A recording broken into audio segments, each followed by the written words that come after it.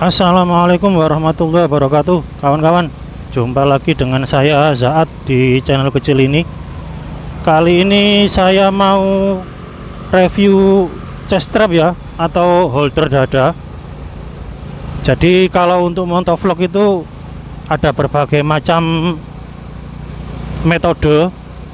Yang pertama ini chest strap holder dada. Ini yang paling murah lah, cocok untuk motovlog pemula yang mungkin istilahnya masih cari-cari mana yang pas gitu ya. Kemudian yang kedua ada holder leher. Harganya menengah lah, lumayan. Yang ketiga yang paling banyak dan sering dipakai itu holder di helm ya. Itu lumayan, harganya ya lumayan, maksudnya peralatan yang mendukung itu lumayan.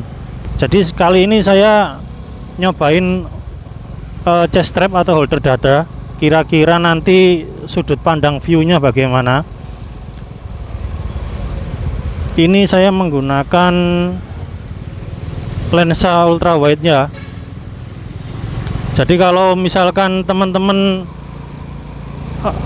punyanya HP itu yang enggak ada lensa ultrawide nya, bisa dipastikan nanti hasilnya begitu dekat teman-teman. Nah, ini kebetulan HP saya ada lensa ultrawide nya, cuma saya nggak tahu, belum pernah nyobain. Nah, ini nanti teman-teman bisa tes ya, hasilnya kayak gimana, kira-kira sudut point of view nya itu loh, sudah pas atau belum. Sekarang kita berada di Frontek Sidoarjo, sisi Juanda ya. Nah, ini sebelah kanan kita kemarin itu sempat ditutup, cuma sekarang dibuka. Jadi buat teman-teman yang masih belum tahu Frontek, Jalan Frontek itu jalan yang berada di sampingnya Jalan Ahmad Yani ya, memanjang dari Wonokromo sana, tepatnya di sampingnya RSAL Surabaya, sampai nanti menuju ke Sidoarjo. Nah, ini diharapkan dapat membantu mengurai atau mengurangi kemacetan ya. Soalnya dari Sidoarjo ke Surabaya maupun sebaliknya ketika jam sibuk, baik berangkat kerja atau pulang kerja itu, wah gila-gilaan itu macetnya itu. Nah, untuk Frontek ke Sidoarjo sendiri, untuk tahap yang sudah selesai itu sisi Gedangan, kemudian sisi Buduran, sampai menuju ke Lingkar Timur. Untuk sementara ketika sisi Gedangan atau Juanda ini, kalau mau ke Frontek kita harus putar balik dulu, karena jalan yang di bawah flyover Aloha itu masih belum jadi. Nah, ini kalau lurus mengarah ke flyover Aloha ya, mengarah ke arah Surabaya via flyover Aloha, kita nanti yang lewat Frontek mengarah ke Sidoarjo yang lewat Frontek. Di sebelah kiri kita markas Kesatrian Marinir Raden Suhadi. Jadi begini ya keadaan Frontek Sidoarjo yang sisi Gedangan. Ini jadinya udah lumayan lama. Tinggal sisi Waru yang belum digabung gitu. Untuk kondisi betonnya ya nggak rata teman-teman.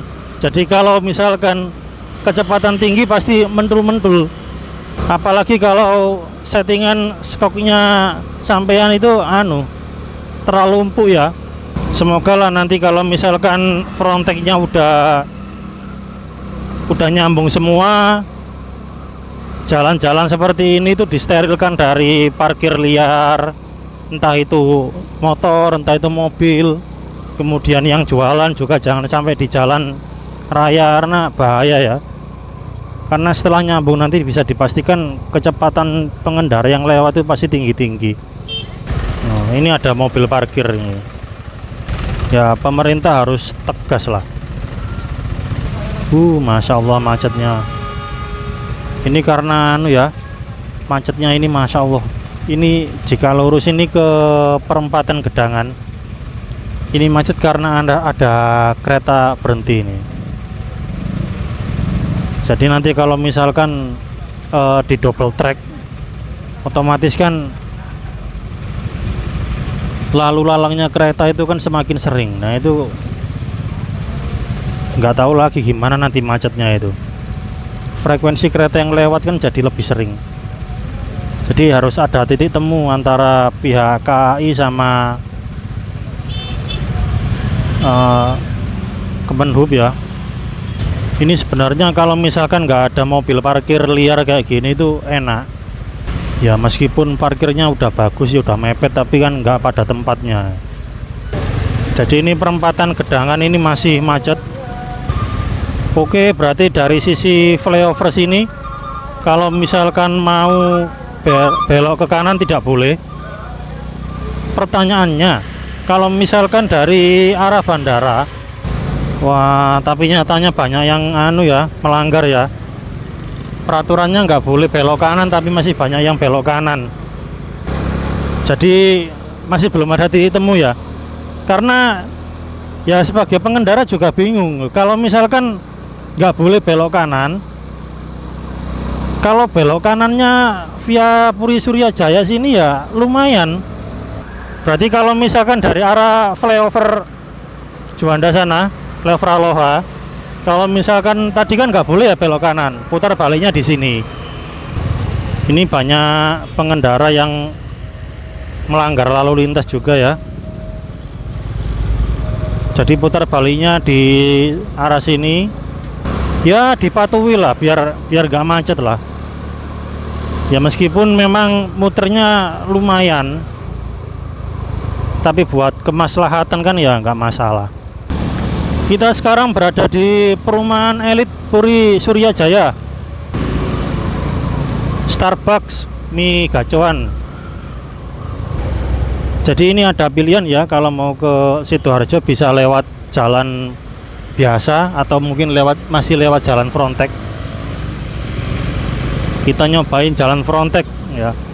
Ini sudah aspal ya. Bagus ini. Dan sebentar lagi kayaknya kita masuk ke Kecamatan Buduran ini. Jadi begini teman-teman kondisinya jalan Frontek di sisi Puri Surya Jaya. Aspalnya mulus. Cuma ada beberapa bagian drainase ya, drainase yang nggak rapi.